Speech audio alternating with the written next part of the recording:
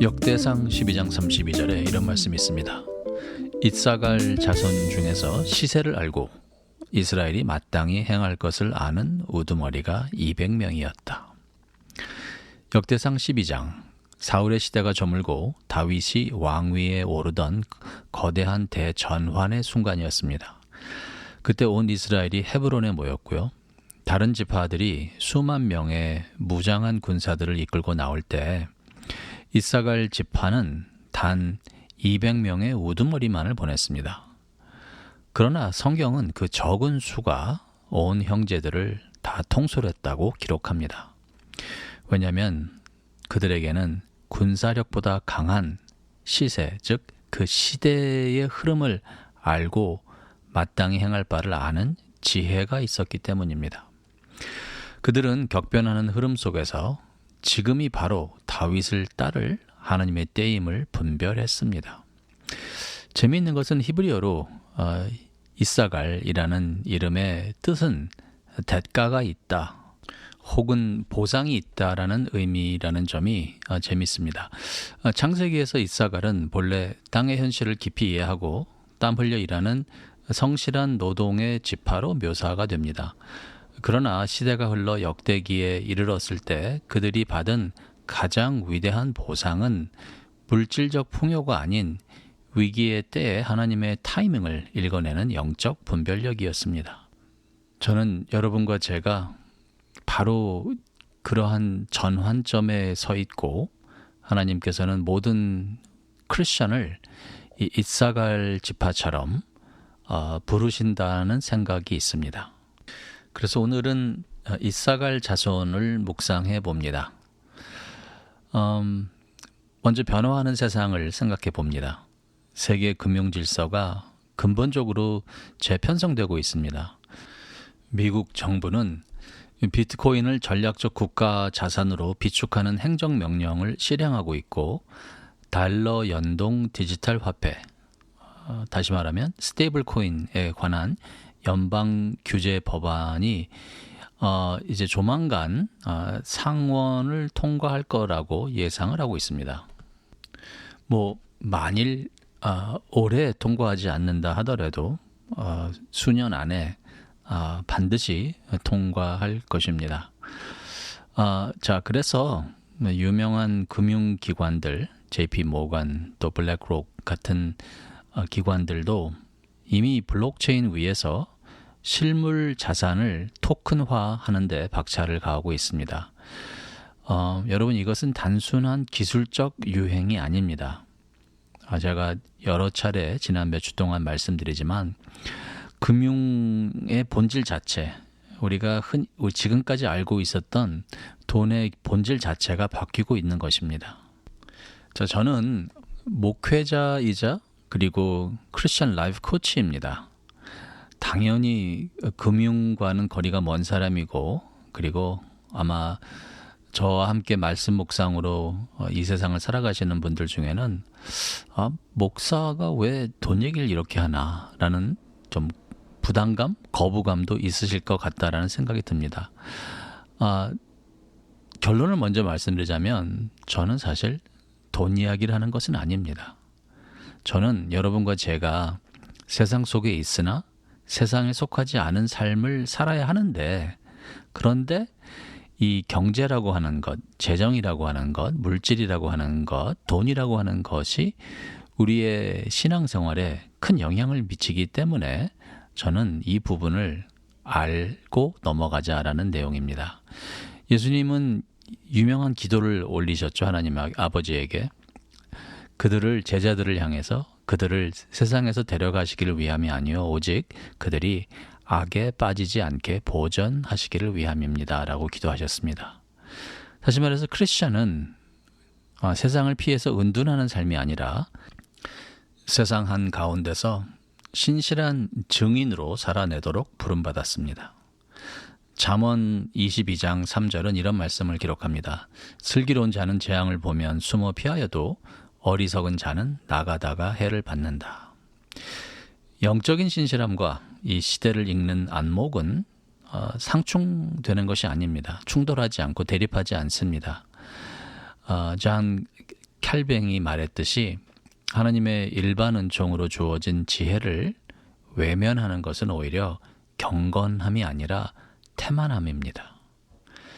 자, 우리가 경계해야 할 위험은 사실 양방향으로 존재합니다. 하나는 무지입니다. 즉 금융의 거대한 변화 흐름을 분별하지 못해 그저 휩쓸려 가는 것은 거룩이 아닙니다. 무지와 반대는 하나는 흡수입니다. 즉 돈이 하나님의 자리를 차지해버리는 것입니다. 제가 개인적으로 좋아하는 팀 켈러 목사님의 말씀은 돈은 하나님만이 주실 수 있는 안전과 의미 그리고 자유를 약속하기에 이 시대의 가장 강력한 우상이라고 말합니다. 즉 다시 말해 우리의 목표는 절대로 금융 전문가가 되는 것이 아닙니다. 암호화폐 전문가가 되는 것이 아닙니다.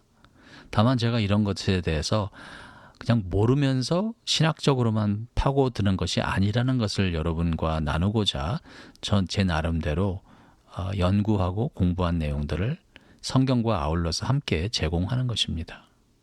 여러분, 이 시대에 하나님은 우리가 이사갈 지파처럼 시대를 충분히 이해하여 그리고 우리가 하나님의 백성으로 마땅히 행할 바를 알되 모든 것을 주관하시는 하나님 안에서 깊이 뿌리 내리며 말씀으로 날마다 주와 함께 동행하는 것이라 저는 확신합니다. 여러분, 블록체인 기술을 완벽히 이해할 필요 없습니다. 당연하죠. 그러나 우리의 이웃과 성도들이 살아가는 이 치열한 현실 세계에 우리는 늘 깨어 있어야 합니다. 여러분 생각해 보십시오. 우리가 복음을 다른 사람들에게 전한다라고 할 때 세상 사람들이 크리스천들을 이 세상에 대해서 무지한 사람들로 이해를 한다면 어찌 그들이 우리가 증거하고자 하는 하나님 나라, 우리가 전하고자 하는 하나님, 우리가 아는 세상의 창조주이신 하나님에 대한 우리의 생각을 우리 주변에 예수를 모르는 사람들이 어찌해서 우리에게 귀를 기울이겠습니까? 여러분, 정보에 밝다는 것은 세속화된다는 것이 아닙니다. 그리고 삶의 불안을 뜻하는 것도 아닐 것입니다. 빌립보서 3장 20절 말씀처럼 우리의 시민권은 하늘에 있습니다. 자, 우리는 하늘의 시민권을 가졌지만 우리는 복음을 믿음으로 해서 이 세상을 탈피하는 것이 아니고 탈출하는 것이 아니고 등지는 것이 아니고 우리는 바로 이 지금 우리 눈앞에서 일어나고 있는 세계 역사 속에서 경제적 현실 속에서 그리고 더 나아가서 가장 이 상황 속에서 대처하기 힘든 사회적 약자, 취약한 이웃들의 곁에서 우리는 그 시민권을 살아나야 될 줄로 믿습니다. 역대상 12장에 나오는 이사갈 자손은 수가 많지 않더라도 이스라엘 전체에 큰 영향을 미치는 사람들이었습니다. 왜냐하면 그 시대를 이해했기 때문에. 우리 역시 우리가 발 디딘 시대를 깊이 이해하되 오직 하나님 앞에서만 지혜를 구하는 자들로서 우리의 이 분별함을 우리의 회중과 가정 그리고 소명의 자리로 가져가기를 간절히 소망합니다. 오늘도 우리 주 예수 그리스도를 육신의 눈으로는 보지 못하지만 믿음의 눈으로 바라보시며 주님 재림하시는 그날까지 신실하게 오늘과 내일을 살아가기를 원하시는 주님의 귀한 성도님들에게 우리 하나님의 놀라우신 은혜가 함께 마시길 간절히 축원합니다.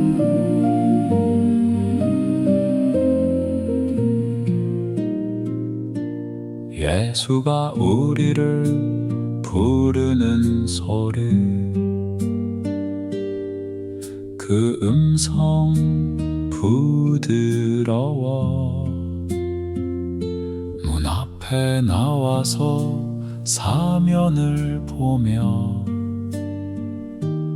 우리를 기다리네. 간절히 오라고 부르실 때에 우리는 지체하랴. 주님의 은혜를 왜 아니 받고 멋들은 채 하려나.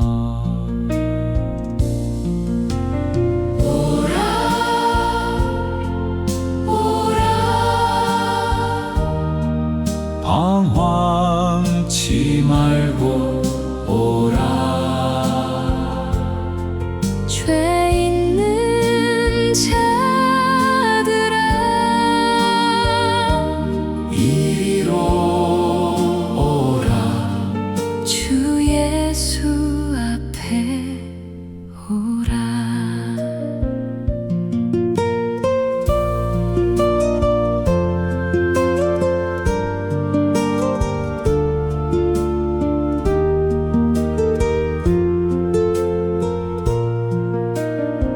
세월이 살같이 빠르게 지나 쾌락이 끝이 나고 사망의 그늘이 너와 내 앞에 둘리며 가리우네.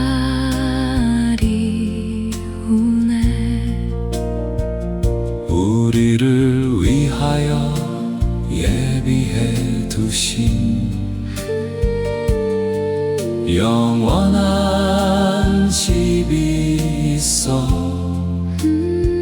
죄 많은 세상을 떠나게 될 때